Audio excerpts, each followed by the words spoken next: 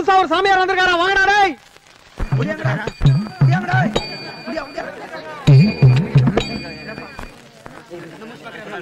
கோயில்பட்டி ஜனங்களே, நீங்க ரொம்ப புண்ணியம் செஞ்சவங்க. சக்தியோடைய அவதாரம் பிச்சாசுரனை வதம் பண்ணிட்டு இங்கதான் வந்து சாந்தி அடைஞ்சா. அவளை பிரதிஷ்டை பண்றதுக்காகவும் அவளுக்கு கோயில் கட்டவும் தான் என்ன அவளே கூப்பிட்டு அனுப்பியிருக்கா. இந்த பூ விழற இடத்துல யாராவது 2 பேர் வந்து தோண்டிங்கன்னா காட்சி தருவா. அந்த ஆச்சரியத்தையும் அந்த மகோன்னதமான காட்சியையும் நீங்க எல்லாரும் பார்க்க போறீங்க. ஓம் அந்த இடம்தான்.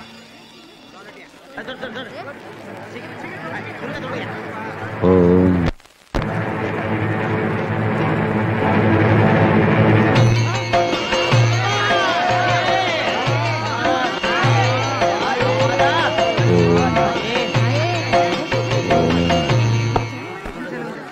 நான் சாமியார் இல்லை. உங்க எல்லாரையும் கொஞ்ச நேரம் ஏமாத்துறதுக்காக தயவு செஞ்சு என்ன மன்னிச்சிடுங்க. நான் இந்த ஊருக்கு வந்ததோட நோக்கம் உங்க அறியாமைய போக்குறதுக்கும் எது உண்மை எது பொய்ன்னு புரிஞ்சுக்கிற பகுத்தறிவை வளர்க்கறதுக்கும் கடவுள் இல்லங்கிற உண்மையை பிரச்சாரம் பண்றதுக்கு தான் வந்திருக்கேன். இப்போ எடுத்துமே இந்த சிலை இது 200 ரூபாய் கொடுத்து நேத்து நான் வாங்கினது. அதுக்கு வச்ச பேரும் சொன்ன கதையும் என்னுடைய சொந்த கற்பனை கதை. இப்படித்தான் நம்ம நாட்டுல பல புராணங்களும் கோயில்களும் கடவுள்களும் உருவாச்சு. எப்படி இந்த சிலைக்கு எந்த சக்தியும் இல்லையோ அதே மாதிரிதான் கோயில்ல இருக்கிற எந்த சிலையிலையும் சக்தியே இல்ல. நம்ம நாட்டுலதான் படிப்புக்கு ஒரு கடவுள், பணத்துக்கு ஒரு கடவுள் இருக்கு. ஆனா பணம் இல்லாத ஏழைகள் அதிகமா இருக்கிறதோ நம்ம நாட்டுலதான், படிப்பில்லாத பாமரர்கள் அதிகமா இருக்கிறதோ நம்ம நாட்டுலதான். படிப்புக்கோ பணத்துக்கோ கடவுளே இல்லாத மேலை நாடுகள் பணத்திலையும் படிப்புலயும் முன்னேறிக்கிட்டே இருக்கே. ஏன்? ஏன்னா அப்படி ஒரு கடவுள்களே இல்ல. கடவுள்கள் வாழறதா சொல்ற கோயில்கள் பெரிய பெரிய பூட்டுகளால பூட்டப்படுது. தங்க நகைகளால அலங்கரிக்கப்பட்ட கடவுளோட ஊர்வலங்கள் முன்னாடியும் பின்னாடியும் ஆயுதம் ஏந்திய போலீசாரால் பாதுகாக்கப்படுது. ஏன்? தன்னையும் தன் நகைகளையும் கடவுளால காப்பாற்ற முடியாதா? முடியாது. ஏன்னா கடவுளே இல்ல. காலங்காலமா நாம கடவுளை கும்பிட்டுட்டு தான் இருக்கோம், புது புது கோயில்களை கட்டிக்கிட்டு தான் இருக்கும். ஆனாலும் கோடிக்கணக்கான ஏழைங்க அடிப்படை வசதி கூட கிடைக்காம குடிசையிலே பரம்பரையா வாழ்ந்துகிட்டு இருக்குமே. ஏன்? ஏன்னா கடவுளே இல்ல. கோபப்படாம ஆத்திரப்படாம நான் சொல்றதை கேட்டு யோசித்து பாத்தீங்கன்னா அந்த உண்மை உங்களுக்கே புரியும். இதுக்கு வரலாற்றிலிருந்தே ஒரு உதாரணம் சொல்றேன். சாணக்கியன் ஒரு மதியுக மந்திரி இருந்தான்னு உங்க எல்லாருக்கும் தெரியும். அவன் தம் மன்னனுக்காக ஆலோசனை சொல்றதுக்காக அர்த்த சாஸ்திரம்னு ஒரு புஸ்தகம் எழுதுறான். அதுல சொல்றான், மன்னா உன் கஜானா காலி ஆயிட்டா புது புது கடவுளை உருவாக்கு, அந்த கடவுளுக்கு கோயில் கட்டணும்னு சொல்லு. மக்கள் தங்கிட்டு இருந்த பொன்னையும் பொருளையும் வாரி வாரி வழங்குவாங்க. அதுல கொஞ்சத்துல கோயிலை கட்டிட்டு மத்தத உன் கஜானாவை ரொப்புன்றான்.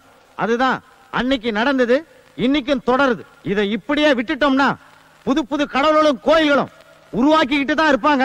அதை நம்பி நம்பி நம்ம வாழ்க்கை நிலையோ கீழே போய்கிட்டே தான் இருக்கும். நாமெல்லாம் ஒரே இனத்தை சேர்ந்தவங்க, ஒரே விதையின் மலர்கள்ங்கிறத மறந்துட்டு ஜாதி பேர்லயும் மதத்தின் பேர்லயும் ஒருத்தர் அடிச்சுக்கிட்டு ரத்த வெள்ளத்துல புரண்டுகிட்டு இருக்குமே. ஏன்? நாம எல்லாரும் ஒண்ணு சேர முடியாம நம்முடைய கைகள் எல்லாம் ஜாதிங்கிற பேரால தனித்தனியா கட்டப்பட்டு. நாம எல்லாம் ஒண்ணு சேரணும்னா ஜாதிகளை ஒழிக்கணும். ஜாதிகளை ஒழிக்கணும்னா ஜாதிக்கு மூலமா இருக்கிற மதங்களை ஒழிக்கணும். மதத்தை ஒழிக்கணும்னா மதத்துக்கு மூலமா இருக்கிற கடவுளை ஒழிக்கணும். நாம ஒண்ணு சேரத்துக்கு தடையா அந்த கடவுளே இருந்தாலும் சரி, அவனை தூக்கி எறியணும். கடவுள் இல்ல, நான் வாய்க்கு வந்தபடி பேசிக்கிட்டு இருக்கான். எல்லாரும் பாத்துக்கிட்டு இருக்கீங்களா? போய் அடிச்சு சொல்லுங்க. இருங்கடா, நம்ம ஆளுங்க அவனை எதுவும் பண்ணாதீங்க. அவன் சாமியே இல்லன்னு சொல்லிக்கிட்டு இருக்கான். அவன் அடிக்கிற ஏன்டா தடுக்கிற? நீ சரின்னா நான் தப்புன்னுவேன், நீ தப்புன்னா நான் சரின்னுவேன். அதான் அந்த வேலுசாமி. நீங்க போனா போறதுக்கோ உங்க மிரட்டலுக்கு அடி பண்ணிக்கிறதுக்கோ நான் இங்க வரல. நான் இந்த ஊர்லயே தங்கி பகுத்தறிவு பிரச்சாரம் பண்றதுக்காகத்தான் அரசாங்க அனுமதி வாங்கிட்டு வந்திருக்கேன். அப்பா, நீங்க சாமியாரையா பாத்துட்டு வரீங்க? சாமியாரே இல்லம்மா, அவன் வேஷக்காரன். ஆத்தாவே குத்தம் சொல்றான். ஆத்தாவே இல்லன்னு சொல்றதுக்காக ஊருக்கே வந்திருக்கானா? ஆத்தாவை குத்தம் சொல்றானா? ஆத்தா இல்லன்னு சொல்றானா? அட ஏமா, இவன் இல்லன்னு சொன்னா அவ இல்லாம போயிடுவாளா? ஆத்தா எங்கேயும் நினைஞ்சிருக்கா, அவ பாத்துக்குவா. வா போலாம். ஆத்தா எங்கேயும் நிறைஞ்சிருக்கிற ஒண்ணு ஒருத்தன் இல்ல இல்லன்னு சொல்லிட்டானே. நீ இருக்கங்கிறத அவனுக்கு மட்டும் இல்ல, இந்த உலகத்துக்கே நிரூபிச்சு காட்டுறேன்.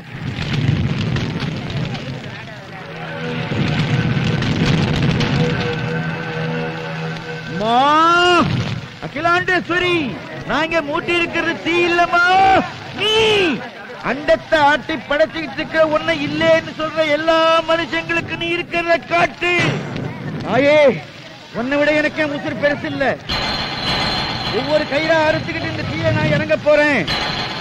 கடைசி கயிறை அறுத்துக்கிட்டு நான் உங்ககிட்ட வரணும், இல்ல என்ன காப்பாத்த மரியா நீ வரியான்னு நீயே முடிவு பண்ணிக்கோ.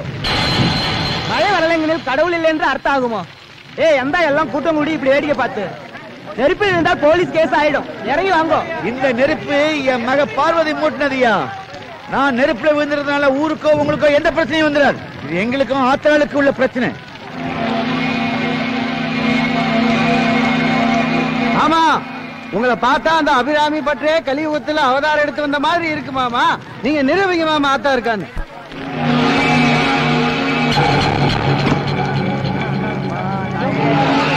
ஆத்தா மலையா வருவா மாமா. வெற்றி மாலையோட நான் வந்திருக்கிறேன் மாமா. இங்க பாரு. நெருப்பு அணைய கூடாதுரா.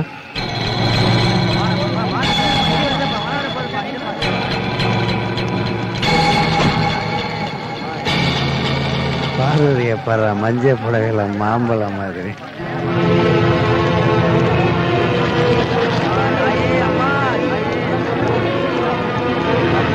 என்பதை பார்த்தா மழை வந்துருமோ?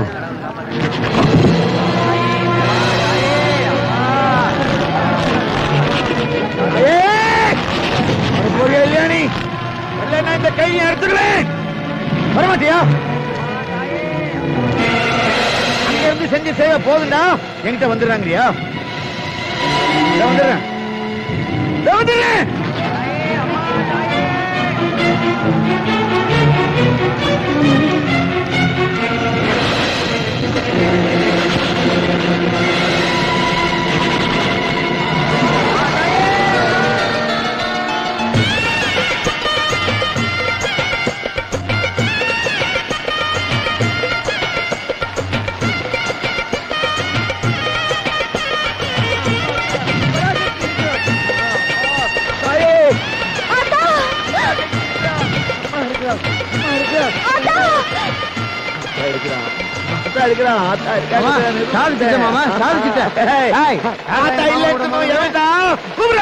ஐயா, இங்க இருக்க. நான் இங்க இருக்கேன். ஆத்தா மழையை பெய்ய வைக்கல, நான் தான் பெய்ய வைக்கிறேன்.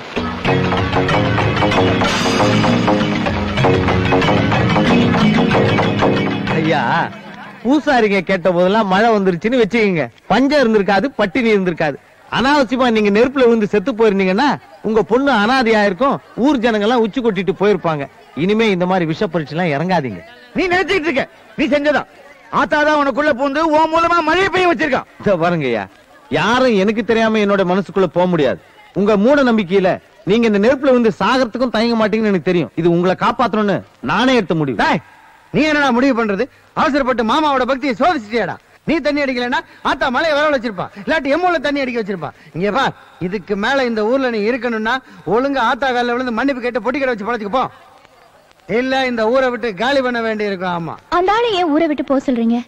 ஆண்டவன் இருக்குன்னு அவர் மனசை மாத்துறதுக்கு தான் ஆத்தா அவர் இந்த ஊருக்கு அமைச்சிருக்குன்னு ஏன் நினைக்க கூடாது?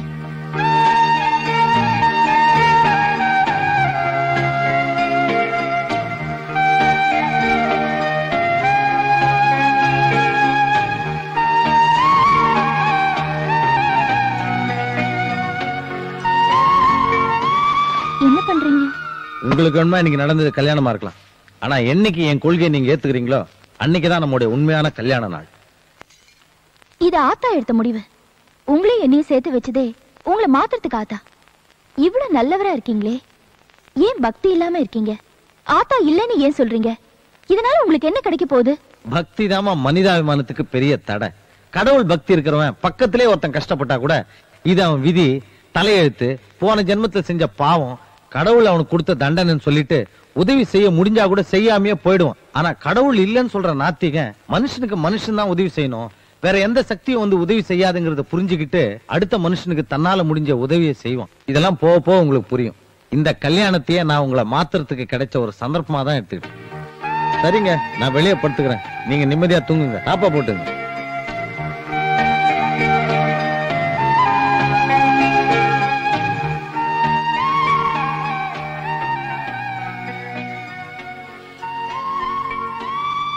ஏங்க நான் டவுனுக்கு போனோம், கொஞ்சம் நோட்டீஸ் அடிக்கிற வேலை இருக்கு. வர்றதுக்கு 1 நாள் 2 நாள் ஆகும். கொஞ்சம் காபி சாப்பிட்டு போங்க. ரொம்ப நன்றிங்க. ஏங்க, வரும்போது மறக்காம ஒரு முருகன் படம், அவங்க அண்ணன் பிள்ளையாரு, அப்பா பரமசிவன், அம்மா பார்வதி, மாமா பெருமாள் படம். பாருங்க, இந்த வீடு நம்ம 2 பேருக்கு தாங்க பத்தம். பெரிய குடும்பத்தையே கூட்டு வர சொல்றீங்க. விட்டா ரேஷன் கார்டுல பேர் எழுதுவீங்க போல் இருக்கு. என்னங்க, வரும்போது ஒரு சின்ன பிள்ளையார் சிலையாவது வாங்கிட்டு வாங்க. ஏண்டி நாகம்மா, சாமி இல்ல இல்லன்னு சொன்னவருக்கு பூசாரி மாவு பொண்டாட்டி ஆயிட்டா. நம்ம பார்வதி அவரை சாமி கும்பிட வச்சிருவாள்ல, விட்டுருவாடா என்ன?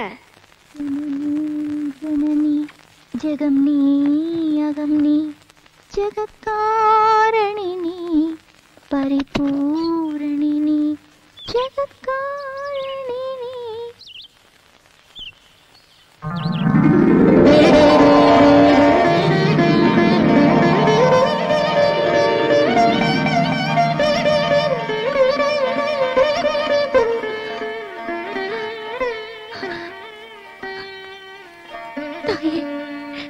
கலங்கி போன என்ன காவல் காக்க வந்துட்டியா?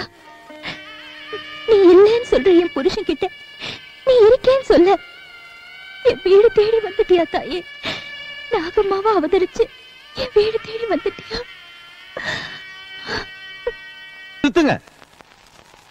என்னடா கூத்து இது? கரையாம் புத்துக்கு கடவுள் வேஷமா? ஏன் இப்படி குழம்பி போயிருக்கீங்க? தூண்லயும் இருக்கான், துரும்புலயும் இருக்கான், கடவுள்னு சொல்றீங்க. ஜாதிக்கு ஒரு கடவுள், மதத்துக்கு ஒரு கடவுள்னு குழப்புறீங்க. கல்லுல தான் கடவுள் இருக்கான்றீங்க, அதுவும் அந்த கோயிலுக்குள்ளதான் அவன் இருப்பான்றீங்க. எல்லாத்துக்கும் பெரிய கடவுள் அந்த மலைக்கு மேல இருப்பான்னு சொல்றீங்க. மலைக்கு மேல இருக்கிற கடவுளால மலைக்கு கீழே இருக்கிற ஏழைகளையே பாதுகாக்க முடியல, அநீதிகளை தட்டி கேட்க முடியல. ஏன் கோயிலுக்குள்ள நடக்கிற அக்கிரமங்களே தடுக்க முடியல? கடவுளே கடத்தப்படுறான், காணாம போறான். தன்னையே பாதுகாக்க முடியாத கடவுள் உங்களையெல்லாம் பாதுகாப்பான்னு நம்பி இல்லாத கடவுளுக்காக பிரார்த்தனை செஞ்சு உடலை வருத்தி விரதம் இருந்து தீ மிதிச்சு இன்னும் எத்தனையோ காட்டு மிராண்டித்தனமான மூட நம்பிக்கைகள் அழுது புரண்டாலும் அந்த கடவுளால உங்களுக்கு ஆனது எதுவுமே இல்லை. நல்லா யோசிச்சு பாருங்க. கோயில் கட்டி பூஜைகள் பண்றதுனால பிரச்சனைகள் தீரும்னா உலகத்துல இந்நேரம் பிரச்சனைகளே இருக்கக்கூடாது. கடவுள் இல்ல, இல்லவே இல்லை. கடவுள் இல்ல இல்லன்னு சொல்றதுனால நான் கடவுளுக்கு விரோதியா? இந்த ஏழைகளை காப்பாத்தவும் அநீதிகளை தட்டி கேட்கவும் ஒரு கடவுள் இல்லையேங்கிறதா என்னுடைய கவலை. வெளிச்சத்துக்காக விட்டில் பூச்சிகள் விளக்கிலே வந்து சாகர மாதிரி நம்ம பிரச்சனைகளை எல்லாம் கடவுள் தீர்ப்பான்னு பக்திங்கிற போதையில விழுந்து அழிஞ்சுகிட்டு இருக்குமே. இவ்வளவு ரிஷிகள் இருந்தும், இவ்வளவு முனிவர்கள் இருந்தும், கோடிக்கணக்கான கடவுள்கள் இருந்தும் நம்ம பிரச்சனைகளை ஏன் தீரல? ஏன்? இதையெல்லாம் நீங்க யோசிக்க கூடாதுங்கிறதுக்காகத்தான் தலையெழுத்து விதின்னு கண்ணுக்கு தெரியாத நூத்துக்கணக்கான விலங்குகளால பூட்டப்பட்டிருக்கீங்க. எல்லா நாட்டையும் போல நாமும் தலை நிமிர்ந்து நடக்கணும்னா அந்த விலங்குகளை உடைக்கணும். அந்த விலங்குகளை உடைக்கிறதுக்காகத்தான் வாழ்க்கையெல்லாம் பகுத்தறிவு பிரச்சாரம் பண்றது என்னுடைய லட்சியமா வச்சிருக்கு. அந்த லட்சியத்துக்கு யார் குறுக்க வந்தாலும் நான் அனுமதிக்க மாட்டேன். இதோ நிக்கிறாங்களே பார்வதி, இந்த ஊரே கட்டாயப்படுத்திச்சுங்கிறதுக்காகத்தான் அவங்களை என் மனைவியா ஏத்துக்கிட்டேன். ஆனா இது வரைக்கும் ஊருக்காக தான் கணவன் மனைவியா வாழ்ந்துமே தவிர உண்மையிலேயே நாங்க 2 பேரும் கணவன் மனைவியா வாழவும் இல்ல, வாழவும் முடியாது. இதே ஊர் ஜனங்க முன்னாடி நான் சொல்றேன், கடவுள் இல்லங்கிற என்னுடைய கொள்கையை அவங்க ஏத்துக்கிட்டாங்கன்னா தொடர்ந்து நான் அவங்களோட வாழ சம்மதிக்கிறேன். இல்லன்னா அவங்க விருப்பப்பட்டா இன்னொருத்தரோட அவங்களோட வாழ்க்கையை இணைச்சுக்கலாம். இதுதான் என் முடிவு. நிறுத்துங்க. உங்களை திருத்தறதுக்காக என்னோட கழுத்துல தாலி விழ வச்சாலே அவளோட திருவிளையாடல் உங்களுக்கு புரியலையா? நான் வருவேன் எனக்கு முன்னாடி இங்க வந்து உட்கார்ந்துட்டு இருக்காளே ஆத்தா, அவளோட சக்தி உங்களுக்கு புரியலையா? இப்படி ஆத்தாவை வாய் கூசாம பேசியும் பொறுமையா பார்த்து சகிச்சிட்டு இருக்காளே, அப்போ அவளோட பெருமை உங்களுக்கு புரியலையா? இப்ப நான் சொல்றேன், என்னைக்கு நீங்க கடவுள் இருக்கு நம்பி திருந்தி என்ன தேடி வரீங்களோ அன்னைக்கு தான் நான் உங்களோட வாழ போறேன். ஆத்தா உங்க மனசுல குடியேறுவா, உங்களை மாத்துவா. நிச்சயமா நீங்க திருந்தி என்ன தேடி வருவீங்க. சுய நினைவே இல்லாம இருக்கிற உங்களால சிந்திக்க முடியாதுதான். இப்படியே விட்டா கல்லாலேயே கோயில் கட்டி குடமுழுக்கு கும்பாபிஷேகம் வளர்ந்துகிட்டே இருக்கும். என்ன பண்றீங்க? உங்களுக்கு என்ன பைத்தியமா பிடிச்சிருக்கு? பைத்தியம் எனக்கு இல்ல, உங்களுக்கு தான். விடுங்க. நான் விட மாட்டேன். விடுங்க. என்ன குத்திட்டு அப்புறம் ஆத்தா கிட்ட போங்க. விடுங்க. நான் விட மாட்டேன்.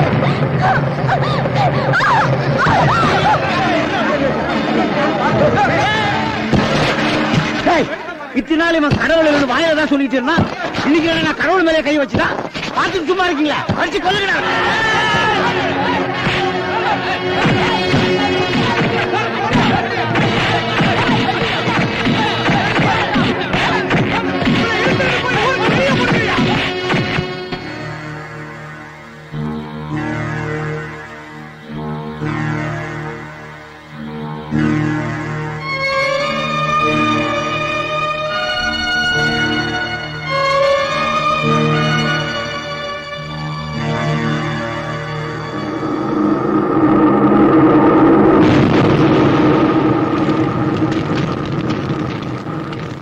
பாண்டி,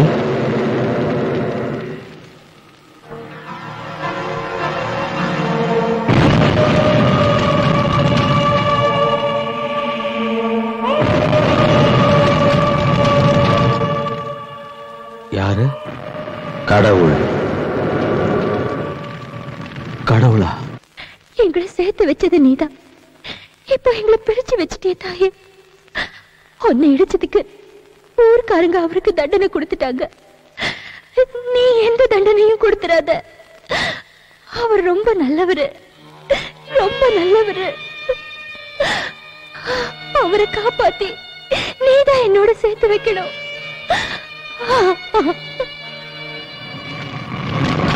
கடவுளா, நீ இருக்கியா? நீ இருந்துமா இவ்வளவு பிரச்சனை? உலகத்தை படைச்சதுக்கு அப்புறம் என் படைப்பெல்லாம் பார்க்கறதுக்கு முதன்முறையா இப்பதான் வர வரும்போதே கடவுள் இல்லைங்கிற குரல் கேட்டுச்சு. என்ன இல்லைன்னு சொல்ற அளவுக்கு உனக்கு என்னப்பா பிரச்சனை? எனக்கு பிரச்சனை இல்லை, எல்லாருக்கும் பிரச்சனை, எல்லாம் பிரச்சனை. பிரச்சனைய சொல்லு. அது சொன்னா புரியாது, அனுபவிச்சு பார்த்தாதான் புரியும். நீ ஒரு சாதாரண மனுஷனா வந்து பாரு. உனக்கு பசிக்கணும், தாகம் எடுக்கணும், முள்ளு குத்துனா ரத்தம் வரணும். அப்படிப்பட்ட மனுஷனா வந்தாதான் இந்த மனுஷனுடைய எல்லா பிரச்சனையும் உனக்கு புரியும். வா, வந்து பாரு. வர முடியுமா?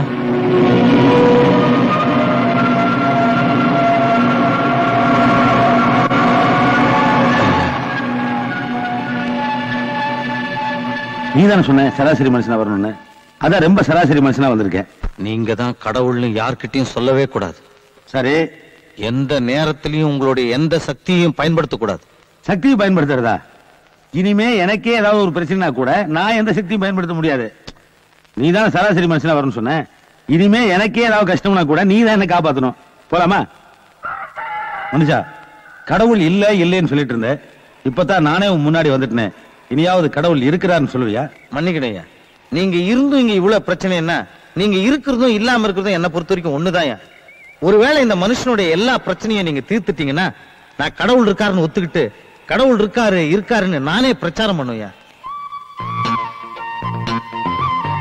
அஞ்சலா ராமாயி, என் கோழியை கொஞ்சம் புடிங்கடி. ஆத்தாவுக்கு நேர்ந்து விட்ட கோழிடி, கொஞ்சம் புடிச்சு கொடுங்கடி.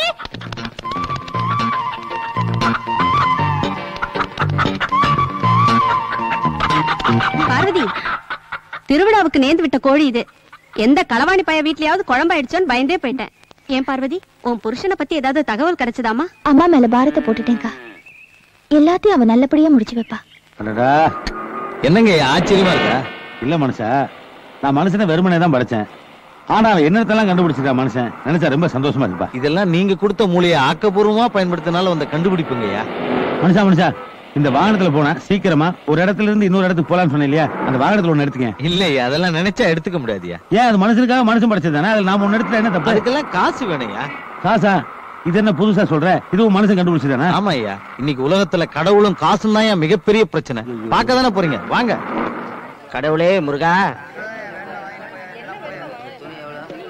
மனுஷா, இனிமே என்னால ஒரு எட்டு கூட எடுத்து வைக்க முடியாது.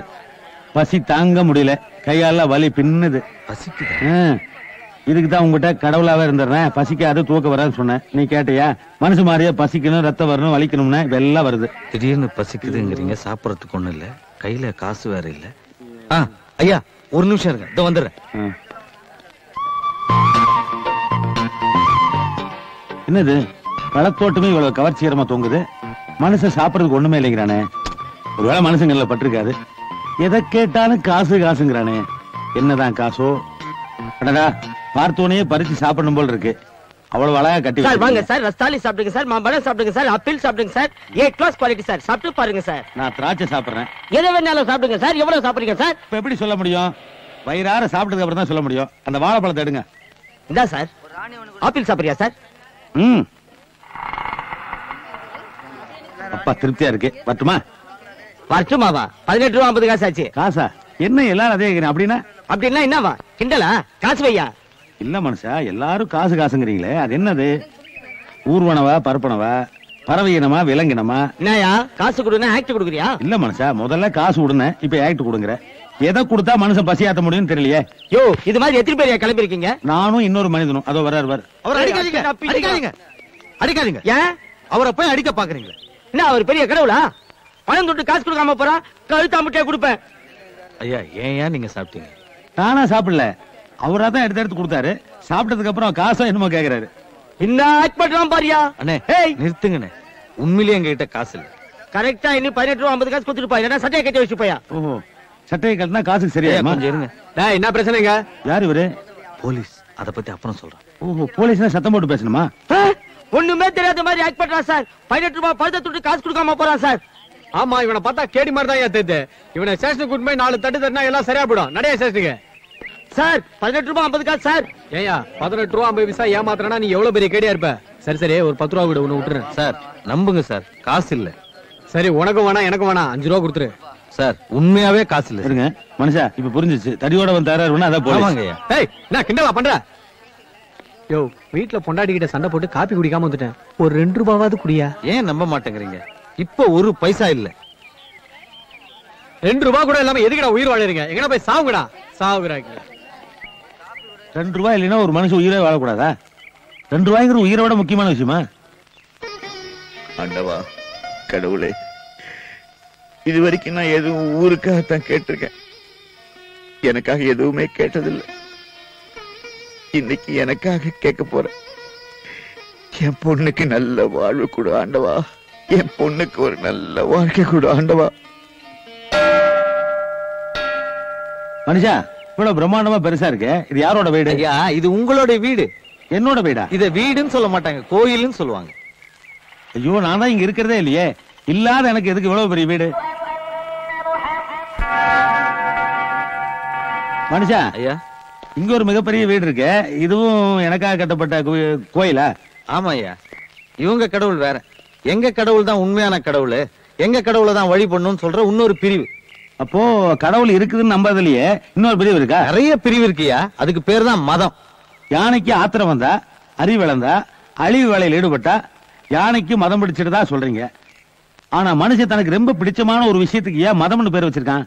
யானைக்கு மதம் பிடிச்சாலும் மனுஷனுக்கு மதம் பிடிச்சாலும் முடிவு இன்னமும் அழிவுங்கிறதுனால ரொம்ப அர்த்தத்தோட அந்த பேரை வச்சுக்கிட்டான் போல் இருக்கு. அப்போ இந்த கடவுள் இல்லைன்னு சொல்ற உன்ன மாதிரி ஆளுகளுக்கும் கடவுள் இருக்குதுன்னு சொல்ற அந்த மாதிரி ஆளுகளுக்கும் அடிக்கடி தகராறு வரணும்டா.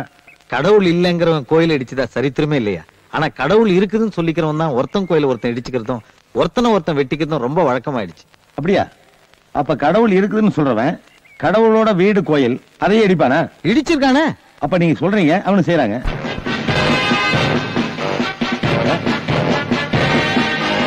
ஏன் மனுஷா இப்படி செஞ்ச? நான் வந்தது ஏன் ஊருக்குள்ள போய் சொன்னேன்?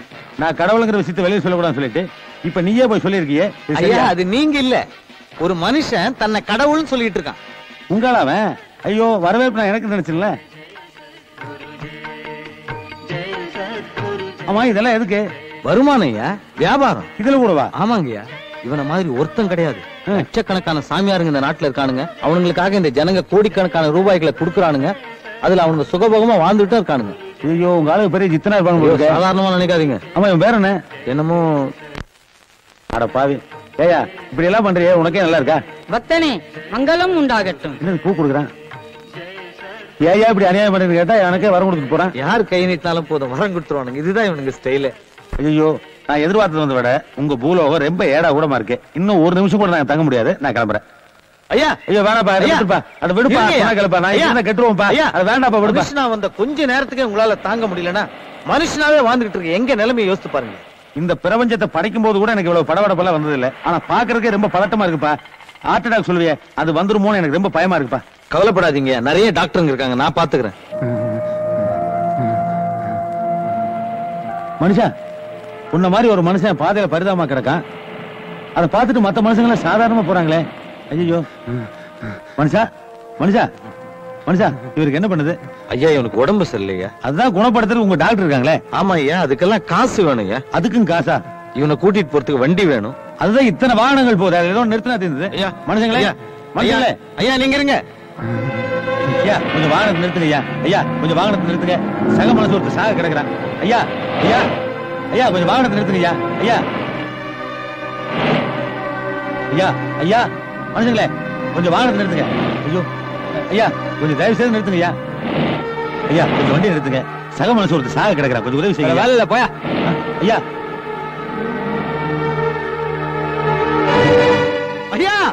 ஐயா செத்துட்டாயா? இறந்துட்டாரா? ஐயா, உங்களை மாதிரி ஒரு மனுஷன் உசுரோடு இருந்தவன், அவனுக்கு உடுத்த துணி இல்ல, படுக்கிறதுக்கு இடம் இல்ல, சாப்பிடுறதுக்கு சாப்பாடு இல்ல, அநியாயமா செத்து போயிட்டான். இல்ல, நீங்க சாகடிச்சிட்டீங்க. ஆனா கண்ணுக்கு தெரியாத கடவுளுக்கு 3 வேளை சாப்பாடு, அவ்வளவு நகனட்டு, அவ்வளவு பெரிய கோயில். எந்த கடவுளையா உங்ககிட்ட இதெல்லாம் கேட்டா? சரி, இந்த மனுஷனை எங்காவது அடக்கம் பண்ணணும், அதுக்காவது ஏற்பாடு பண்ணு. அதுக்கும் காசு வேணுங்க. அதுக்கும் காசா? உங்க என்னப்பா பூச்சா? என்ன ரிலேட்டிவா? அனாதை. அப்ப நம்ம ஜாதி இந்த வாரம் மீட்டர் நீதாமா கண்ணா ராஜா. சார் அனாதை பண்ண சார், சார் அனாதை பண்ண சார், ஏதாவது தர்மம் பண்ணு சார். 5 ரூபா போட்டு சார், சார் ஏதாவது 10 ரூபா போட்டு சார், சார் சார் ஏதாவது போட்டு சார். இந்தாமா கண்ணா காசப்படி டீ குடிச்சுக்கோ, எடுத்த கால் பண்ணி நவரு சார், அனாதை பண்ண சார், ஏதாவது போட்டு சார், சார் தர்மம் பண்ணு சார். ஐயா, இந்த மனுஷன் என்ன பண்ணிட்டு இருக்கான்? இந்த உலகத்துல மிச்சம் மீதி இருக்கிற மனிதாபிமானத்தையும் காசு பண்ணிட்டு இருக்கான். இதுதான் காசா?